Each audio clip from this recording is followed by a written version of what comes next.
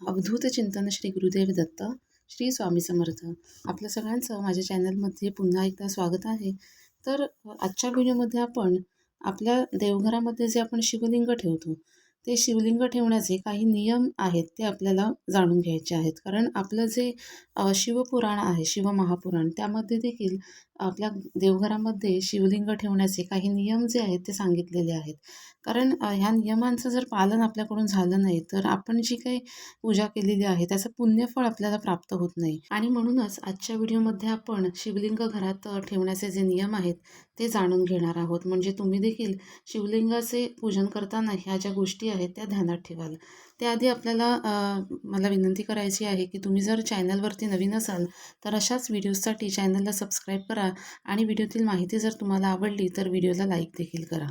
तर सगळ्यात आधी बघा, शिवमहापुराणामध्ये शिवलिंगाच्या पूजेचं खास आणि विशेष असं महत्त्व सांगितलं गेलेलं आहे. म्हणजे नियमित आणि विधिवत शिवलिंगाचं पूजन अर्चन केलं तर भगवान शिव जे आहेत ते भक्तांवरती अतिशय प्रसन्न होतात आणि आपली कृपा करतात आणि त्याचबरोबर भक्तांच्या मनातल्या इच्छा देखील पूर्ण करतात. आणि म्हणूनच बघा, आपण घरात शिवलिंग म्हणजे शिवशंकरांची कृपा व्हावी यासाठी आपण घरात शिवलिंग ठेवतो. पण त्याची पूजा जर नियमित झाली नाही तर आपल्याला कठीण प्रसंगांना देखील सामोरं जावं लागतं. तर हे जे नियम आहेत ते कोणते आहेत? सगळ्यात आधी बघा, सगळ्यात महत्त्वाचा नियम आहे तो म्हणजे आपण घरात जे शिवलिंग ठेवतो ते कोणत्या साईजचं असावं. तर आपल्या घरातलं म्हणजे आपल्या देवघरातलं जे शिवलिंग आहे ते आपल्या हाताच्या अंगठ्याच्या उंची एवढं, म्हणजेच आपल्या हाताच्या अंगठ्याची जी उंची आहे तेवढ्या उंचीचं शिवलिंग हे घरात आपल्याला देवघरामध्ये ठेवायचं आहे. म्हणजे त्यापेक्षा छोटं असेल तर चालेल, पण त्यापेक्षा मोठं शिवलिंग नसावं. आपल्या देवघरातील जे शिवलिंग आहे ते आपल्या हाताच्या अंगठ्याच्या उंचीचं असावं, त्यापेक्षा मोठं नसावं. छोटं असेल तर चालेल. त्याचप्रमाणे बघा, शिवलिंगाची प्राणप्रतिष्ठा जी आहे ती करणं अनिवार्य नसतं. कारण शिवलिंग हे स्वतःच प्राणप्रतिष्ठित असतं. त्यामुळे त्याची वेगळी प्राणप्रतिष्ठा करायची आवश्यकता नाही आहे. आणि दररोज म्हणजे रोज आपल्याला त्याचं पूजन अर्चन म्हणजे अभिषेक हा करायला पाहिजे. पाण्याने आपल्याला त्याचा अभिषेक जो आहे तो रोजच्या रोज अगदी केला पाहिजे. कारण बघा, जलधारा शिवप्रिय आहे असं म्हटलं जातं. म्हणजे शिवांना पाण्याचा जो अभिषेक आहे हा अतिशय प्रिय आहे. त्यामुळे त्याचा पाण्याचा अभिषेक जो आहे तो आपल्याला अगदी रोजच्या रोज ह्या शिवपिंडीवरती करायचा आहे. त्याचप्रमाणे बघा, शिवमहापुराणामध्ये सांगितलेलं आहे की घरामध्ये एकापेक्षा जास्त शिवलिंग ही नसावीत.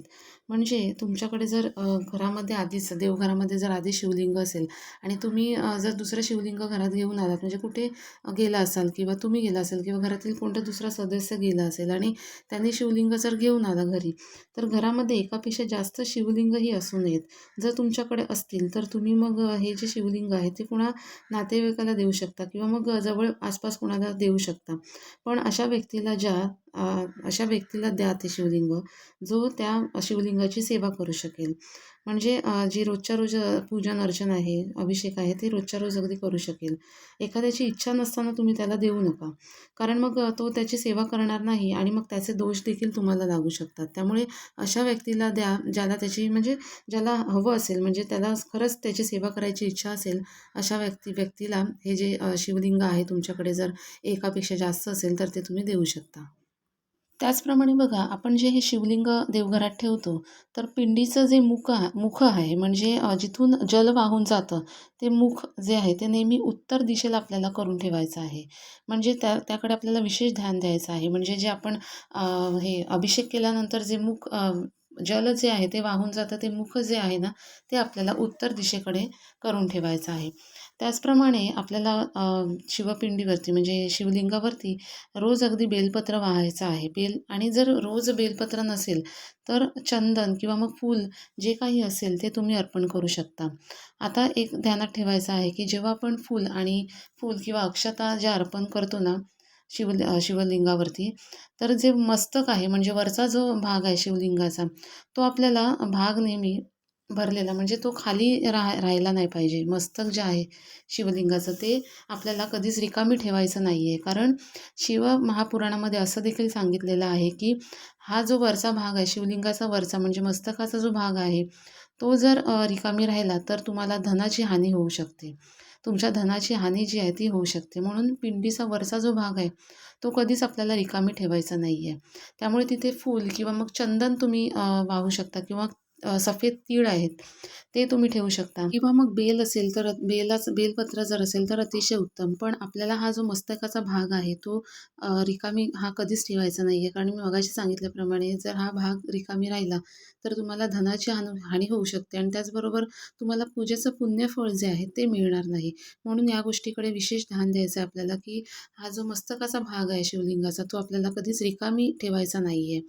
त्याचप्रमाणे बघा शिवलिंगाला कधी आपल्याला कुंकू जे आहे ते अर्पण करायचं नाही आहे. कारण असं होतं कधी-कधी म्हणजे पुरुष मंडळींकडून होत असेल, की शिवलिंगाला कुंकू जे आहे ते अर्पण केलं जातं.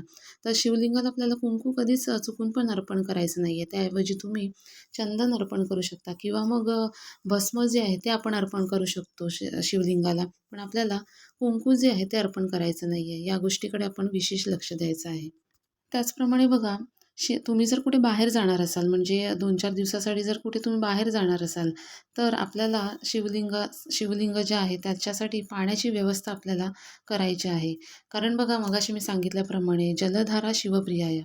शिवांना म्हणजे जलाभिषेक जो आहे तो शिवांना अतिशय प्रिय आहे आणि म्हणूनच रोजच्या रोज आपल्याला जलाचा अभिषेक जो आहे तो या शिवलिंगावरती करायचा असतो. पण जर तुम्ही कुठे बाहेर जाणार असाल तर तुम्हाला ते शक्य होणार नाही. म्हणजे 2-4 दिवसासाठी जर कुठे बाहेर जाणार असाल तर अभिषेक जो आहे तो शक्य होणार नाही. त्यामुळे पाण्याची आपल्याला व्यवस्था ह्या शिवलिंगासाठी करायची आहे. तर काय करायचं? तर प्लेट म्हणजे एखादी चांदीची किंवा मग पितळेची किंवा तांब्याची प्लेट तुम्ही हे म्हणजे तामण वगैरे घेऊन त्यामध्ये पाणी थोडंसं ठेवून त्यामध्ये आपल्याला हे शिवलिंग जे आहे ते ठेवायचं आहे. आणि इथे आपल्याला स्टीलची प्लेट जी आहे ती चालणार नाही. याकडे विशेष लक्ष द्या. स्टीलची प्लेट आपल्याला नाही घ्यायची आहे. तर चांदीची, पितळेची किंवा मग तांब्याचं तुम्ही ताम्हण घेऊ शकता. त्यामध्ये आपल्याला हे शिवलिंग जे आहे ते म्हणजे पाणी तांब्याच्या त्या ताम्हणामध्ये पाणी घेऊन त्यामध्ये आपल्याला हे शिवलिंग जे आहे ते ठेवायचं आहे. तर असे हे काही महत्त्वाचे नियम आहेत शिवलिंगाचे शिवमहापुराणाप्रमाणे, जे आपण विशेष म्हणजे ह्या गोष्टींकडे ध्यान ठेवलं पाहिजे. कारण बघा कसं होतं, की आपण खूप मनापासून पूजा अर्चना करतो, पण आपल्या जर काही इच्छा पूर्ण नाही ना झाल्या, तर मग आपण विचार करतो, की आपण एवढं सगळं करून पण का आपल्या इच्छा पूर्ण झाल्या नाहीत. तर ह्या ज्या काही चुका आपल्याकडून जर होत असतील, तर त्याकडे तुम्ही विशेष ध्यान दिलं पाहिजे आणि सेवा ज्या आहेत त्या आपल्याकडून रोजच्या रोज झाल्या पाहिजेत. कारण बघा शिवलिंगच नाही तर तुमचं श्रीयंत्र असेल किंवा मग कुबेर यंत्र असेल, ह्या सगळ्या गोष्टींना आपण अगदी आवडीने मनापासून आपल्या देवघरामध्ये आणून ठेवतो. पण त्याची सेवा म्हणजे त्याच्या सेवा, पूजा अर्चना ह्या देखील झाल्या पाहिजेत.